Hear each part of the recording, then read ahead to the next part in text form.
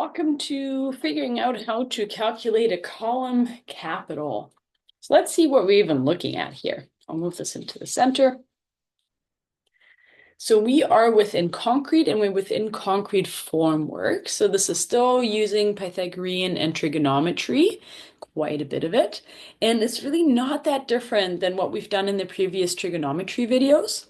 It looks like a whole lot more because we now have three drawings of what we're actually doing, and we're going to use all three of them to figure everything out. So first, we have a 3D view of this column capital. So think commercial construction. This is a concrete column, and we have this capital, basically an upside down cone at the top to disperse some of the weight, and sometimes just to make it look pretty too. Then we have a cross section. So imagine it gets cut in half, kind of like an elevation view, and it's giving us some dimensions and numbers. And then here we have a plan view of the flattened frustum. So that's taking this and splaying it out flat on the ground. And this is where we're going to do the calculations for our arc length, for our chords. This is where we find the included angle, the radius, which is the hypotenuse, right? Just like we've done before. Let's have a look at what we're looking here. So for the capital shown, calculate the various dimensions required to lay out the frustum. So this is what we want to calculate so we can lay it out so we can actually go ahead and build it. The frustum will be assembled in two pieces. Let's highlight that, two pieces. All of these worksheets are similar but different. Sometimes it'll be 4 pieces or 6, so make sure you read the text and highlight the important parts. It's to economize material usage, great. And for each section, we want to calculate the following. Wonderful. So we have the included angle, we have the radius to the outside arc, so out here, the radius all the way to the outside. We have the chord length for the outside arc, so that's out here. We have the offset for the outside arc, so between the chord and the arc. Then we have the radius to the inside arc, so that's for here, this guy right here. We have the chord length of the inside arc, that's this fella right here. And then the offset of the inside arc right here. So that's the same math as we've done before. This should sound pretty familiar. The only tricky part is finding some of the numbers that we can even work with in this here. So just to make it not necessarily challenging, but interesting, we have a few questions here for real-world application. So let's have a look. The formwork is shown on the left side of the cross section. So right here consists of 9 mil form ply for the deck sheathing and collars. So that's right here and here, right here and here. And we have a sonotube. Sonotubes are always the circular ones, often made out of cardboard or sometimes other materials that are a little bit more sturdy for big columns like this. They're 5 mils thick, and then we have 38 by 89 joists, so that is a 2x4. And then 10 millimeter plywood for the frustum soffit. So that's this fella right here, the skinny one. With this information, at the end, we're going to find the joist length, long to short. So from our long point to our short point. We're going to find our miter cut angle for the end of the joist. So we can go to the chop saw or a skill saw and actually cut them and make everything nicely fit and snugly. And then we want to find the diameter of the circle that we're going to cut in the deck ply, measured at the top side of the sheet. So that's where we're going to work with the numbers up here. So we can cut a big old circle into it so that everything fits nicely and will look really good at the end. So let's not worry about these just yet. I'm going to move this over. We have our SOHCAHTOA as usual, so we can blot out the one that we're trying to find to make that easy for ourselves. So first step. Before we can even find the included angle for each segment here, we need to find the radius, right? In the past, we've used so to find our angle with our hypotenuse, and this is our hypotenuse, right? This is the radius, but we don't have that given to us. In other questions, that's been given to us already. So let's figure this out. Step one, we want to find the radius. First, can we find the circumference of our whole circle? As we find the radius, we can also find the arc here of our segment. So way to do that is looking at our cross section. It looks like our diameter is 800 across. So first we want to find the circumference, and that's from the 3D view, and that's important to remember. Circumference 2 pi r as usual. Diameter here is 800, which means radius is 400. And that's from here to there, right? Getting us across there. 2 pi r, so 2 pi, half of 800 is 400. Let's punch that into the calculator. And I'll move the calculator in and out as we go. So 2 times pi times 400. 2,513.3. That's important to know. Awesome. Now, can we find the arc for each segment?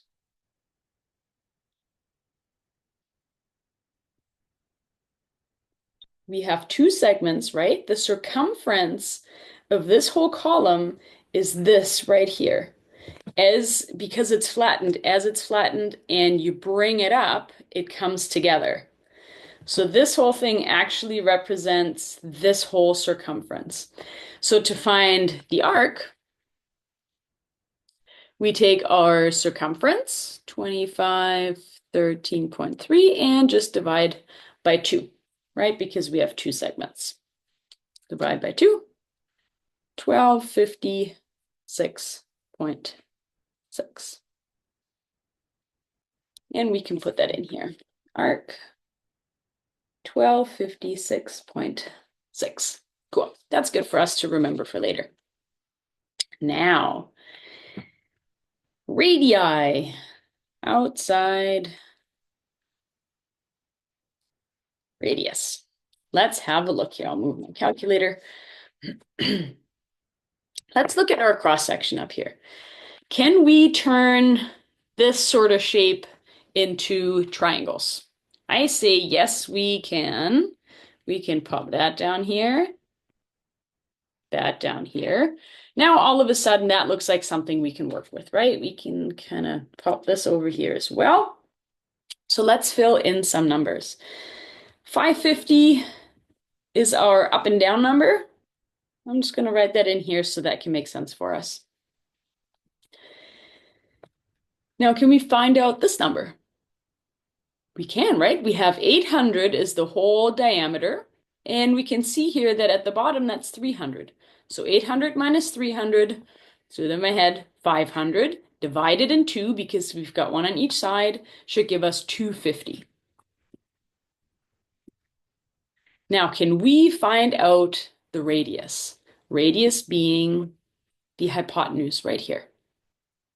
We can, right? A squared plus b squared equals c squared. Pythagorean.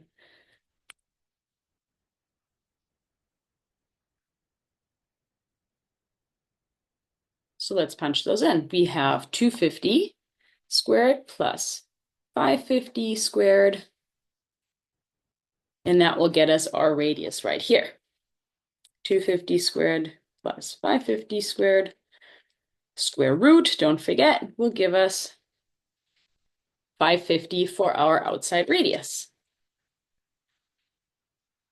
Wonderful.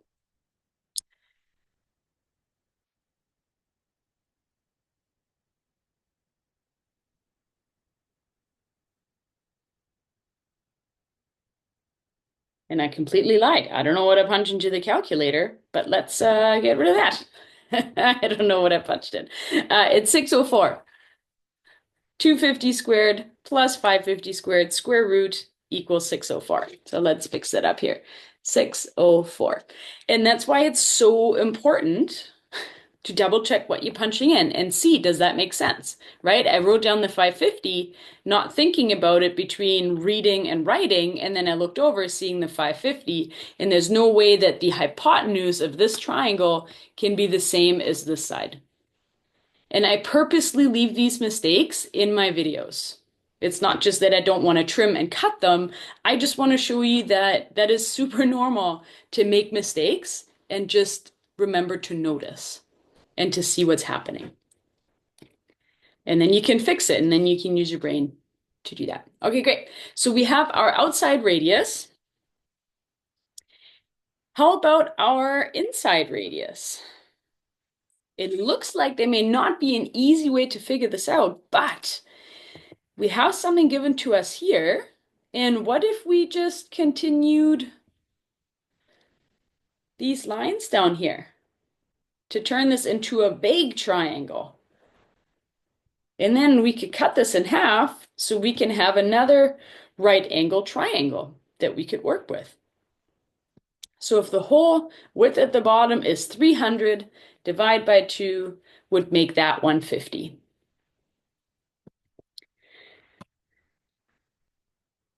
Now to find out the inside radius, there are a couple of easy ways to figure this out, and I'll show you both because there are always so many ways to do math. And it's sometimes good just to know 2 or 3 different ways so that if your brain shorts out, maybe you'll remember one of the other ways. Let's see. So we have a triangle here, we have a triangle there. They are part of the same big triangle, so the proportions should be the same.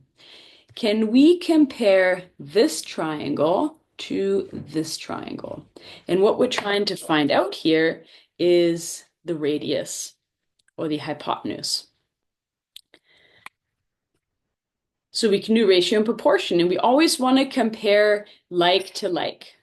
So here we're going to have a side over the hypotenuse. Okay, so we have a side, 150, over the hypotenuse, and that's what we're trying to find, right? That's the inside radius equals 250, and our hypotenuse is 604. What we're trying to find here is the hypotenuse on the little one, which is our inside radius. So punching that into the calculator, 150 times 604 divided by 250, 362. And that sounds right, 362. Awesome. Nice. Inside radius. Now, can we find out our total radius? Right, so inside radius, that's what we figured out here. This guy, 362. And our outside radius of 604 is this fella right here. Oops, 604. Now, can we add them together to create our full radius? Of course we can. Total radius is our outside radius plus our inside radius. Right, outside radius up here, 604, plus our inside radius, just figured that out, 362. 604 plus 362, 966. And we can write that down here. That's our full radius of the segment, 966. Check it. Radius to the outside arc. Can we punch that in now? Yes, we can. 966. That's this guy we just figured out. Radius to the inside arc, can we figure that out? Do we have that? Yes, we do. It's the inside radius that we figured out right here. So 362. Just nice to kind of start checking things off the list, right? Okie dokie. I want to show you a different way to figure out the inside radius or even that hypotenuse here. So I'm going to draw a line.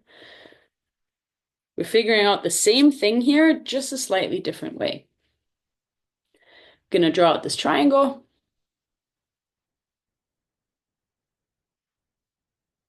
Pop in those numbers. So we've got the 550. We've got the 250. And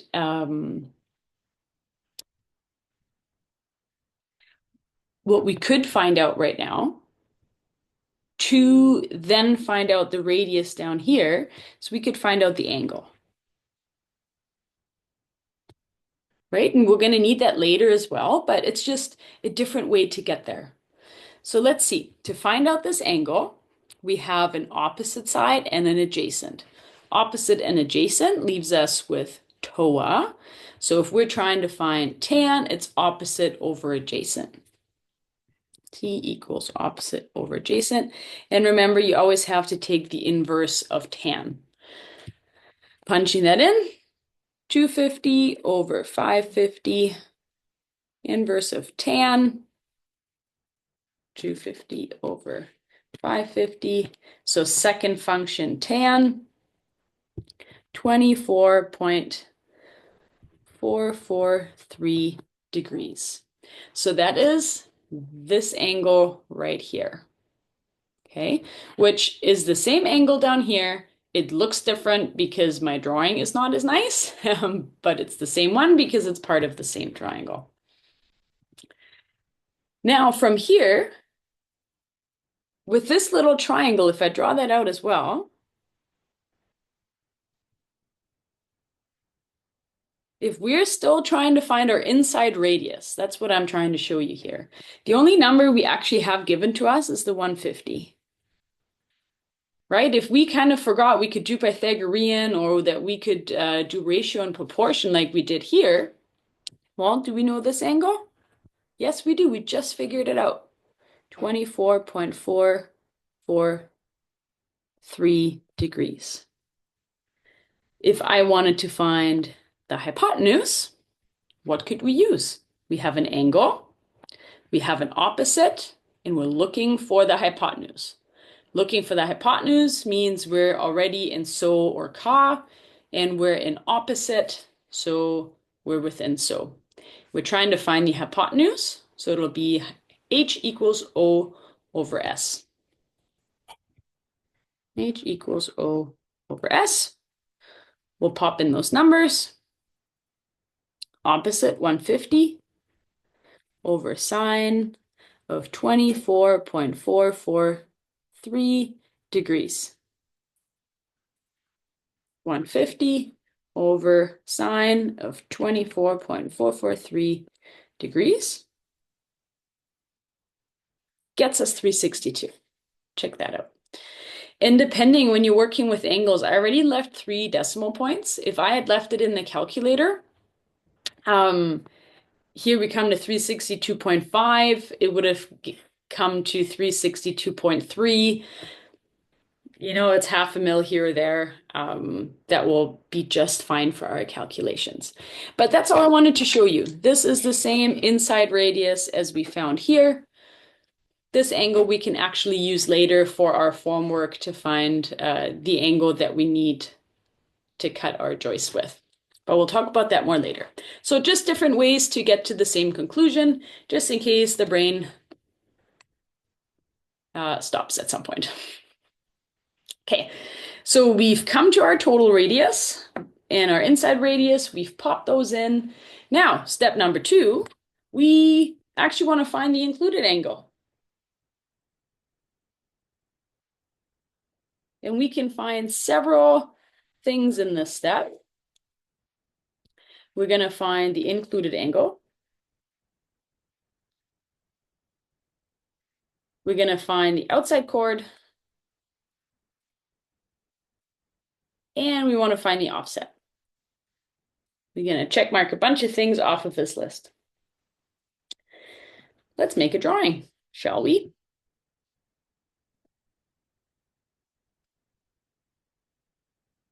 I always think that these look like an ice cream cone. So I do these videos or do this kind of math, and then after I'm always hungry. There we go.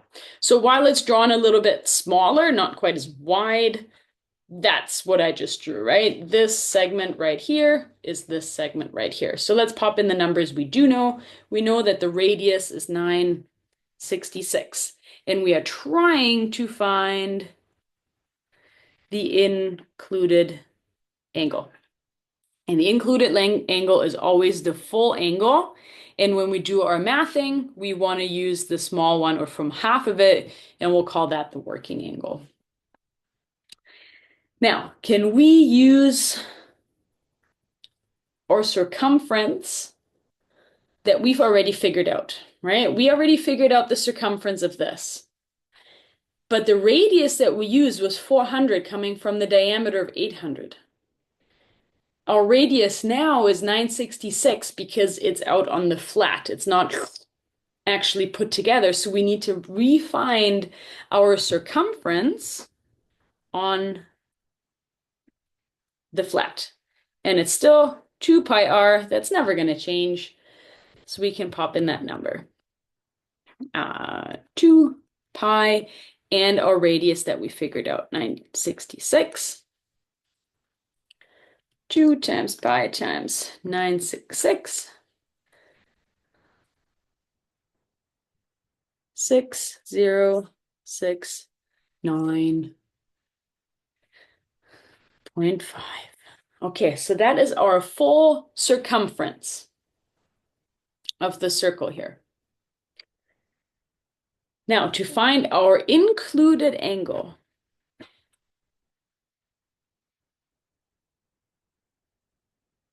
we can compare our arc to the circumference of the whole thing, of the entire circle. So ratio and proportion again. Oops, partial over full. Just what you want to watch out here for is that you always want to compare apples to apples. So partial to partial, full to full. So watch this. We can compare our arc length to the circumference of the whole circle, right? Because now it's on the flat, right? You can see 6,000, this is 1,200. So the circumference was on of the entire circle on the ground. And then we're going to do the same on the other side with the degrees of a circle. So arc length, 1256.6 over the full circumference. We want to find the included angle, right? The angle of one segment. And we know that one circle has 360 degrees in it. Cross multiply. 360 times 1256.6 divided by 6069.5, 74.533. That is the included angle, 74.533 degrees. That is the whole included angle. Let's have a look. Included angle for each. Can we fill that out now? Yes, we can. 74.533 degrees. Wonderful. I always just like to write down what our working angle is.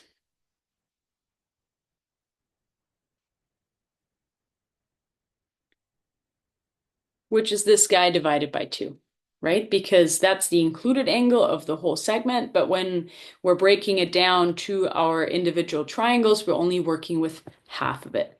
So working angle. So just divide by 2 gets us 37.266 or 26, yeah, let's call it 266 degrees. So that is the angle that we will be working with.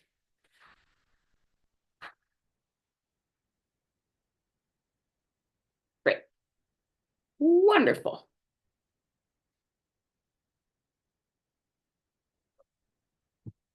Now, can we find out the next thing, which is the chord length for the outside arc? Well, now that we have an angle, and we have a hypotenuse, which is our radius, we can figure out half our chord.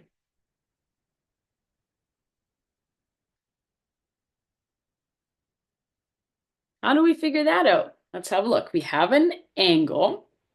We're looking for the opposite side, and we have the hypotenuse. Looking at our SOHCAHTOA, hypotenuse is included, so we're already here, and we're looking for the half chord, which is the opposite. Marking that one out, looking for the opposite, leaves us with sine times hypotenuse. S times H, popping in those numbers, so sine of 37.27. I'll just shorten that by 1 so I don't have to write quite so much. Times our radius or hypotenuse of 966. Punching that into the calculator. Sine 37.27 times 966 gets us 584.9. That is half the chord. Now for our full chord, we just multiply that by 2, right? 584.9 times 2 times 2, and we'll just round now, so 1170.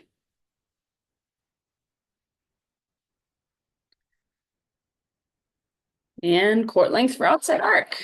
That's the one, 1170. Now we want to find the offset. That is from here to here. That's the offset here in red. How do we figure that out? Well,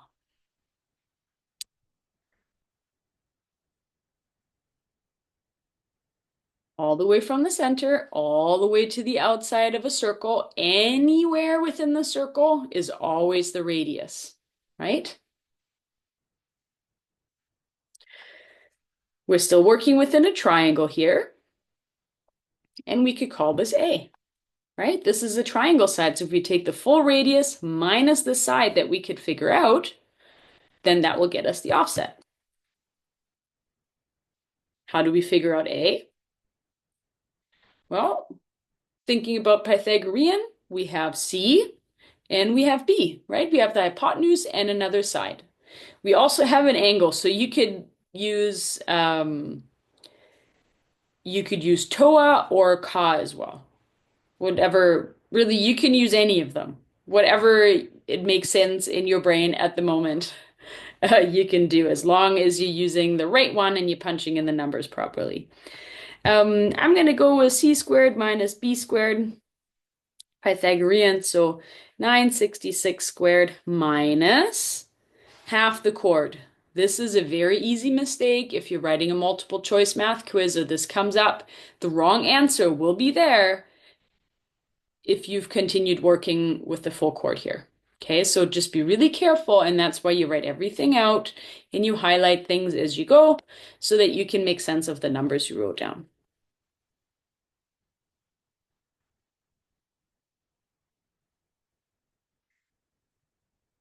So 966 squared minus, sorry, there's a bit of a glare, 584.9 squared equals second function square root here, 768.8. That is A. Okay, A being this guy right here, from here to here. So now radius, 966 minus A, we just figured it out, 68.8, gets us 966 minus, if you have this kind of calculator, you can see the alpha here, that's blue, and at the equal sign down here, there's an ANS for answer. So if you pop in the alpha and then answer, if you hear my dog barking in the background, my apologies. Now I lost my train of thought. Anyway, usually you could use your answer and continue doing math with that. But let's just repunch it in. 966 minus 768.8 should give us our offset of 197. There must be some stranger danger at the door.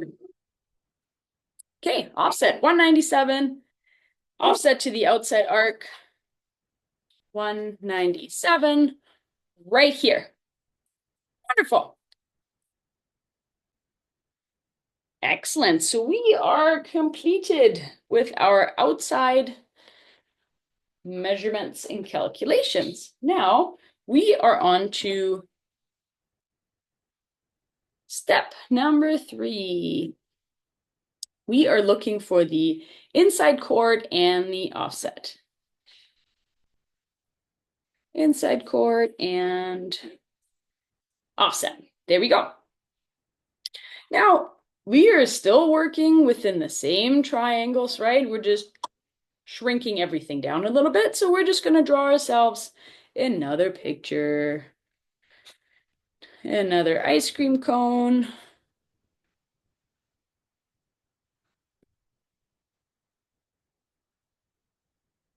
There we go.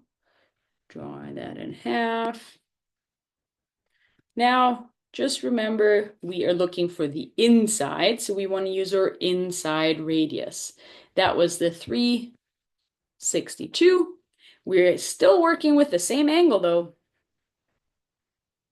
That was the 37.27 degrees. Now, to find the half a chord, same thing as before, right? So now we're just duplicating just with the different numbers. We have our angle, we have the hypotenuse, so we're using so. Half the chord is the opposite, so opposite equals S times H. Punching in those numbers, we've got sine of 37.27 degrees times 362 should give us the half a chord.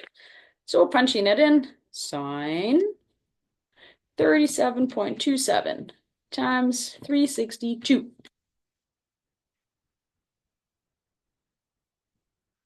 Gives us 219. Awesome, that's half the chord. Now full chord, 219 times 2, right? Because half the chord is only half. We want to know the full length, so times 2 gives us 438. Awesome. Can we pop that in here? Chord length of the inside arc, 438. Awesome. So on this picture here, that's the one we just figured out right here. Chord of the inside arc. Now next, we need to find the offset. Just as before, offset is from the circle to the edge of our chord. And offset is still the radius minus A. I'm going to call that A as well. Can we figure out A? Yes, we can. Pythagorean. C squared minus B squared. Popping in the numbers. C is 362 squared minus half the chord. Again, making sure you're using the right number. 219 squared. 362 squared minus 219 squared, square root, gives us 288. Oops, 288 right there. So that is A. Still have to do the math here. So radius, 362 minus A of 288. 362 minus 288 is 74. And because there are so many steps, it's so important to write out what you're doing and write it out so that you don't accidentally say, oh, the offset is 288. That's what I just figured out. No, it's you figured out A. And then you still have to take the radius minus your A to find the actual offset. So that's this fella right here. Okie dokie. So that is all the math for our chords and arcs and offsets. So let's move this up a little bit. And now we're looking into our formwork. So next one we're going to find out is our joist length. Cross to make that a little bit Clear. What are we talking about here? Joist length, long to short. So looking at the cross section up here, we want to find the measurement from our short point here to our long point right here. Now I'm just going to draw this out to make it a little bit more obvious. So this is our plywood, 19 mils, right? That's up here. It's a little faint, but you can see it. Then we have our joist. And then we have more plywood down here. But looking at our drawing, this line here comes, the measurement of the 550 comes to the top of this plywood. So I'm just going to ignore it in my drawing. What we are trying to find out here is this. The length of the plywood on the angle. So if we're looking at our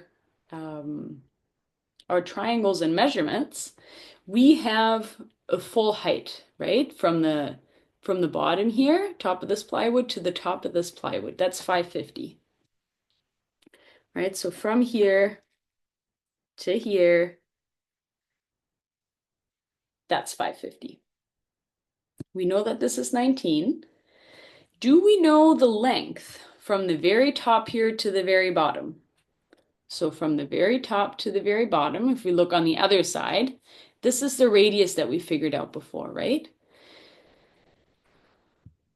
So that's the 604, and it goes from here to the top of the plywood. Now our joist fits in between, right? It fits underneath the plywood. So we have to take away from the 604 it's not really the diagonal, but the angled length of the plywood because it's on an angle, right? The whole measurement is here. If we only took off the 19, well, that doesn't quite work. So again, can we compare triangles? Yes, we can. And we always need to compare same to same. So if we're doing a comparison here, think about what we could figure out. We have a height given to us, a total height, and we have the plywood height, right? We can call that a vertical. And then we have the hypotenuse, the full hypotenuse, over a partial hypotenuse. And that's what we're trying to find out. So we're going to go vertical over hypotenuse. That's how you spell it. Oh, with an E. There we go. And this right here, we're just going to call it AP. So the angled ply length or thickness, whatever makes sense in your brain. It's all the same thing, whatever you want to call it. Okay, so vertical, we have 19 for the plywood, and we want to find our AP. How about the big triangle? We have 550 over our radius of 604.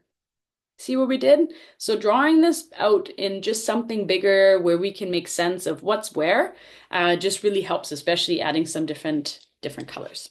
So cross multiply and divide. 19 times 604 divided by 550.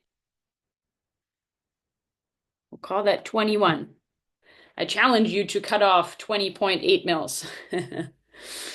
So the joist length then is 604, right? Our full length minus the 21 mils minus the angled length of our plywood.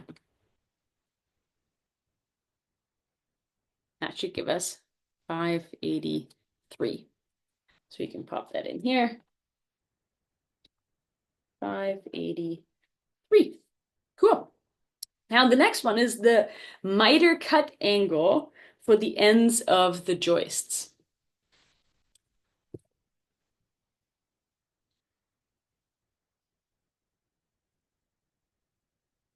Miter cut angle.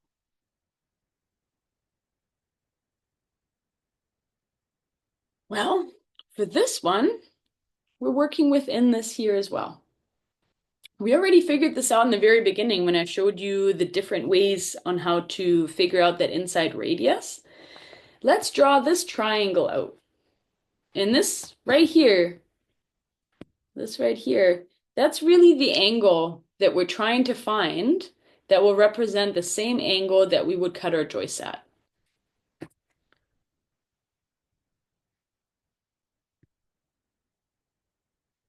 Let's punch in our numbers. So at the top, we have 250, we have 550, and we have our 604.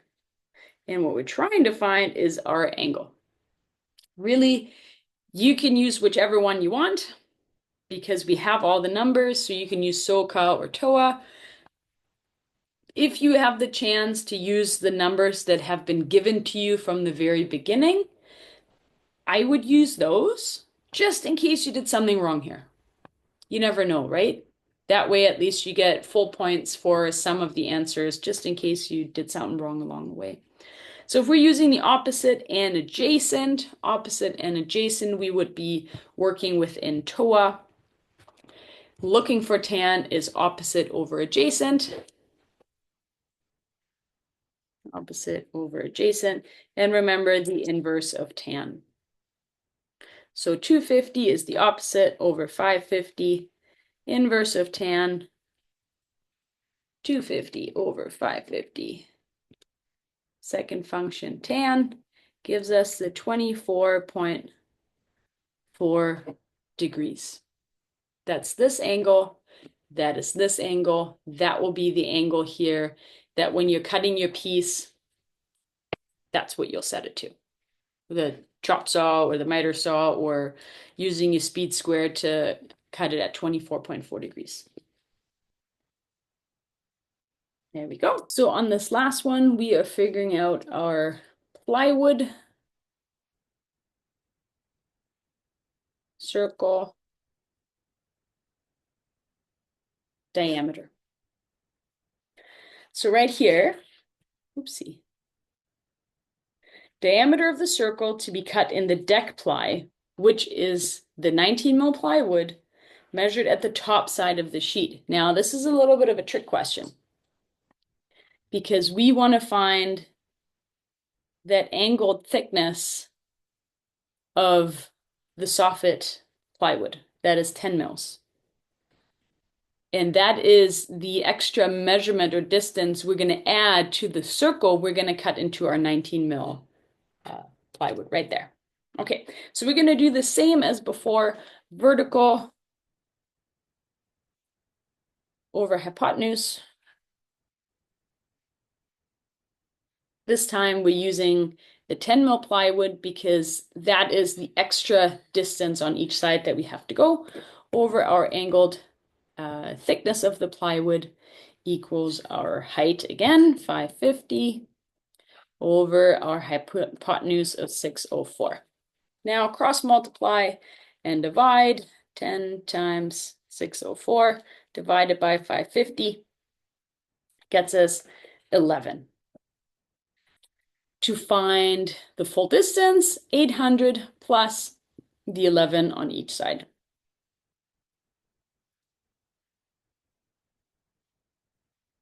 800 plus 11 plus 11, 822. And that is the diameter of the hole that we need to cut into this sheet of plywood right here. And that is it. Now remember, when you go through this, whether you get a worksheet like this or you just get a worded question, you can draw all of these out for yourself, right? Always take the triangles that you're trying to work with, or take a bigger shape and turn it into smaller triangles. As you go, draw them all out. Write out, what are you trying to find out on this at this point right here?